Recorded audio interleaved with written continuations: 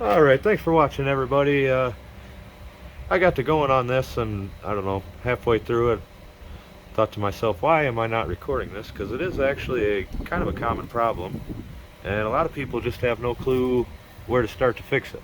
So basically, the lift arms on this, when I start the tractor up, were lifting up all the way, and then I couldn't get them to drop down. Two main reasons that happens. What's making it lift like that is the linkage for the traction booster. Right here, and all that linkage is part of it. And then also with these tractors and the snap coupler, right here is where that linkage is, which guys that don't know, there's a spring in there that pulls back, and as that pulls back, it makes that linkage go, and then it'll lift your implement out of the ground a little bit, basically.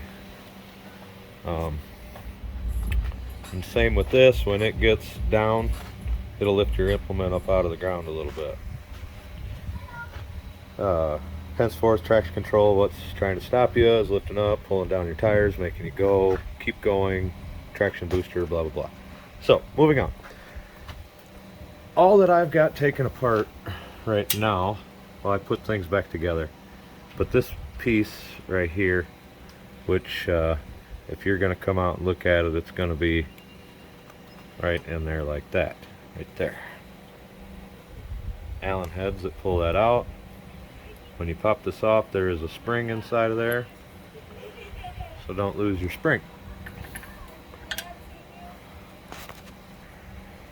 So, my problem, I had multiple problems, but my first problem was this plunger right here. This is the actual plunger that linkage controls right there. Okay, so that plunger was not moving. And what I did was, when I took this out, I was able to just push really hard with my thumb, and I got it to push in, and then just kind of working it back and forth until I was able to pull it all the way out. You'll see that there's a couple of O-rings on there. Replace them as needed, obviously. I can actually show you. Right there's an O-ring and a plastic washer. The plastic washer's right here. Okay. Other side then, just an O-ring.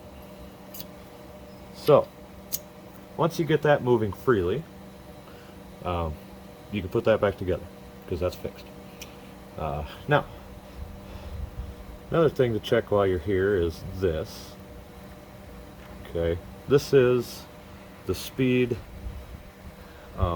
This adjustment adjusts how fast your lift arms drop. Now with mine, I've got it turned out some. Oh jeez, I dropped it. Oh well.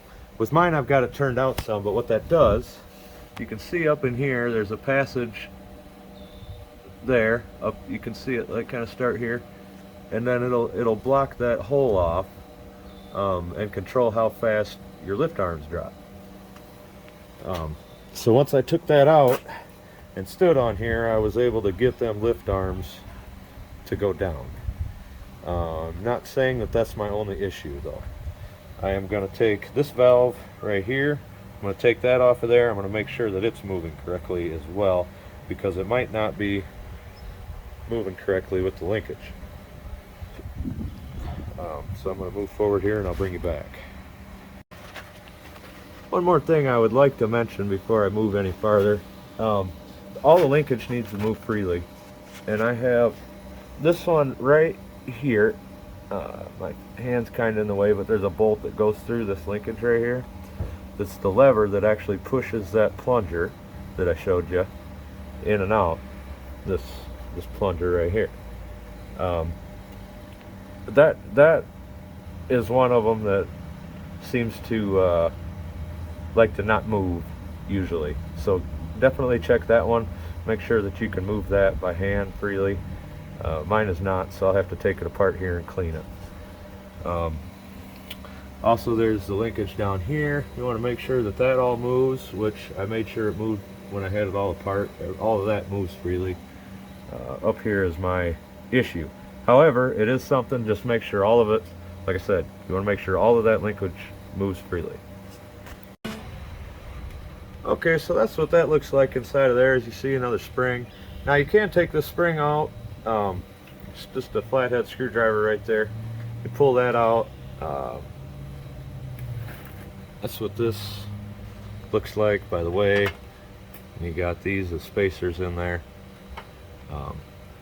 Everything is moving good there. As you can see, I got my lift arms down.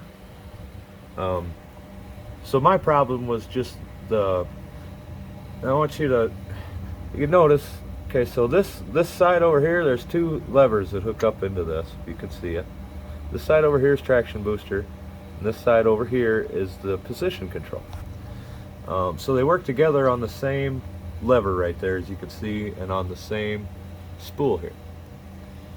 Now the difference is, one, when you move it, we'll move that lever and it'll physically stop these from going up and down. It's a position control, height control, depth control. So what happens, the power booster one has got slop in the linkage. You know, it's meant to be there. It's got a longer slot in the linkage. So when you set that, as this pulls on it and pulls on the linkage and everything is working correctly, it'll pull that lever, and then it'll make the hydraulics raise. And then when the when the pull gets less and it's not pulling on this lever here sucking down, or the one down there that I showed you on the snap coupler pulling back, then it will allow it to lower again. Which is, it's really nice if you get it set right, it's working right. When you're plowing, it's just a cat's meow, honestly. Now on the bigger tractors, like with the you can't see it, but the 518s out there, well, you still can't see it, 45 in the way. They pull too hard, and I don't have luck with it. Now with 516s, works like a dream. But with 518s, you hit a hard spot of clay, it just wants to bring it right up out of the ground. Doesn't really matter how you set it on those. So I don't know if it's just the position control on them or how it is, but I just use the position control and control it manually if I have to. I don't even use it on that plow, but on these it's really nice. So that pretty much explains everything, honestly. You got to get it all moving. That's the inside of it. You got to get that moving. Everything's got to move freely. If you get it done and it's still not working correctly, you may have a gunk up, you know, where you actually would have to take this valve body apart, which isn't hard. It's just really time consuming, to be honest with you. It's just taking bolts apart. There's nothing fancy about them. You would just be taking it apart and cleaning it. I've got other issues with this. There's a line blown in here. It's actually this return line. As long as you don't hit the throttle or the lever up there, it's fine. But I got that off. I got to fix that. And then when I was taking that off, I broke a bolt, which is crazy. But anyway, so I got some work to do. This is that 17 that I did that I'm going to fix, or that I fixed and I'm going to sell. Had some carb issues. I couldn't turn the gas off. Okay. Here, they had this line and this backwards. So, you know, how's it going to shut off? There's no seat on this side. So I flipped them around, I did some stuff, and then the float had a hole in it, was what my problem was. So put a new float in it, and fuel's on right now and it's not leaking. Got that all put together here. Let's see what happens.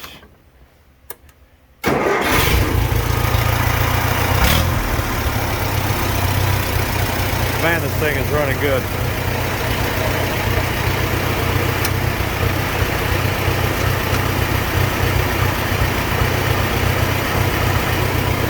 Nothing happens.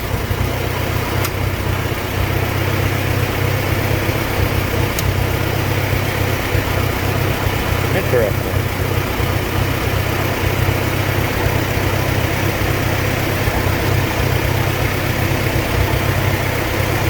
Very interesting.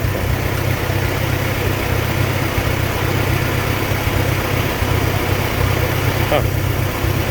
They just lifted on their own with the, well, with this. I wonder. No, because I haven't got my linkage moving yet. Huh. That's interesting. I know the hydraulics are working because they're raised with the tractor working.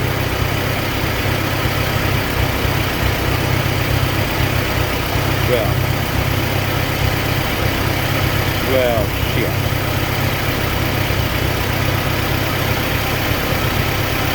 Well, let me think about this for a little bit.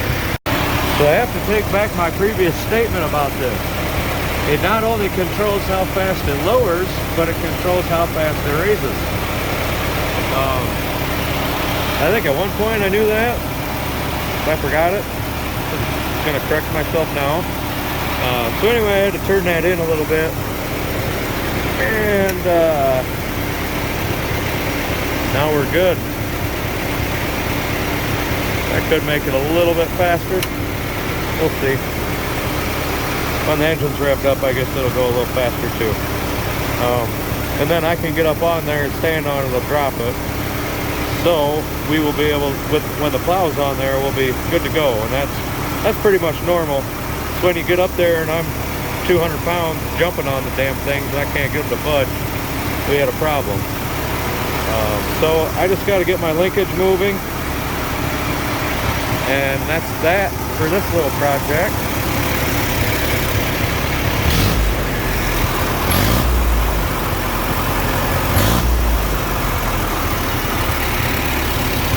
Man, this thing runs good.